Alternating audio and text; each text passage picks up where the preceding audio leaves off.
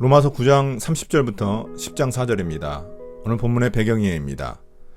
오늘 본문에서 언급되는 이사야서 28장 16절과 8장 14절은 이스라엘이 남과 북으로 양분된 후 남유다에 관한 이야기입니다. 남유다는 아래에서는 이집트가 침범하려고 하고 위쪽에서는 북이스라엘을 삼킨 아수르가 남진하려고 하는 상황에 있었습니다. 당연히 하나님의 약속과 언약을 가진 백성으로서 예배를 회복하고 하나님에 대한 헌신을 회복해야 이러한 국가적 위기를 넘어설 수 있었습니다.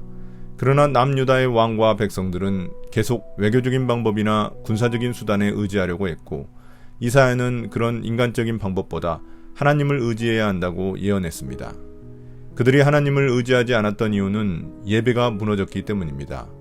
그래서 이사야는 하나님에 대한 예배를 회복하지 않으면 소망이 없다고 경고합니다. 이때 하나님이 시온에 부딪히는 돌과 걸려 넘어지게 하는 바위를 두셔서 사람들이 걸려 넘어졌다고 말합니다. 이사야서에서는 돌과 바위가 하나님 자신인데, 바울은 이 돌과 바위가 예수님을 의미한다고 말합니다. 9장 30절부터 10장 4절입니다. 믿음의 법과 행위의 법. 그러면 우리가 무엇이라고 말해야 하겠습니까? 의를 추구하지 않은 이방 사람들이 의를 얻었습니다. 그것은 믿음으로 난 의입니다. 그런데 이스라엘은 의의 율법을 추구하였지만 그 율법에 이르지 못하였습니다. 어찌하여 그렇게 되었습니까? 그들은 믿음에 근거하여 의에 이르려고 한 것이 아니라 행위에 근거하여 의에 이르려고 했기 때문입니다. 그들은 걸림돌에 걸려 넘어진 것입니다. 그것은 성경에 기록한 바와 같습니다. 보아라, 내가 시온에 부딪히는 돌과 걸려 넘어지게 하는 바위를 둔다. 그러나 그를 믿는 사람은 부끄러움을 당하지 않을 것이다. 바울은 앞서 언급한 자신의 말을 정리합니다. 이스라엘 민족은 율법을 주신 하나님의 의도를 제대로 이해하지 못했습니다. 그래서 이방인들은 구하지도 않았는데 하나님의 의를 얻은 반면 이스라엘은 하나님의 의를 얻을 수 있는 율법을 가지고 있었음에도 불구하고 그 의를 얻지 못했습니다. 이방인들이 추구한 것은 믿음으로 얻는 의였고 이스라엘이 추구한 것은 율법으로 얻으려는 의였기 때문입니다. 이스라엘은 믿음이 아닌 율법을 통해 하나님과 바른 관계를 얻고자 했습니다. 믿음의 법이 아닌 행위의 법을 따른 것입니다. 그래서 결국 그들은 메시아를 거부하여 원래 하나님이 의도하신 율법을 통한 의는 얻지 못한 것입니다. 오히려 율법을 가지고 있지 않던 이방인들은 믿음으로 하나님과 바른 관계를 맺었습니다. 이를 두고 이사야서 8장 14절은 시온에 부딪히는 돌과 걸려 넘어지게 하는 바위를 두었다고 말합니다. 이 돌과 바위는 예수 그리스도를 의미합니다. 이사야서 28장 16절은 그를 믿는 사람은 부끄러움을 당하지 않는다고 말합니다. 예수 그리스도의 신실함을 통한 믿음으로 의를 얻지 않고 자신들의 행위인 율법으로 의를 얻으려고 했기 때문에 오히려 예수 그리스도가 그들의 걸림돌이 되어버린 것입니다. 10장 1절부터 4절입니다. 형제자매 여러분, 내 마음의 간절한 소원과 내 동족을 위하여 하나님께 드리는 내 기도의 내용은 그들이 구원을 얻는 일입니다. 나는 증언합니다. 그들은 하나님을 섬기는 데 열성이 있습니다.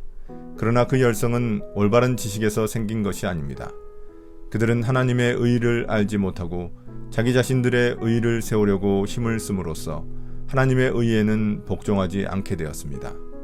그러므로 그리스도는 율법의 끝마침이 되셔서 모든 믿는 사람에게 의가 되어 주셨습니다. 바울은 자신의 민족에 대한 간절한 마음을 고백하며 기도합니다.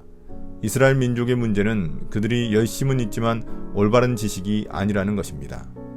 올바른 지식이 아닌 열심은 바울이 그리스도를 만나기 전 자신의 모습을 의미합니다. 바울은 자신처럼 자기 민족이 잘못된 길에서 돌이키기 간절히 원하는 것입니다. 유대인들은 하나님과 올바른 관계를 맺는 법, 즉 하나님의 의를 제대로 깨닫지 못했습니다.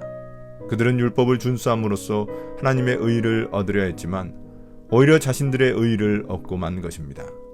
그들은 하나님이 율법을 주신 의도를 제대로 깨닫지 못했기 때문입니다. 하나님이 주신 율법의 최종 목적지는 그리스도로서 그리스도를 통한 믿음으로 하나님의 의를 얻게 된다는 것을 깨닫지 못한 것입니다.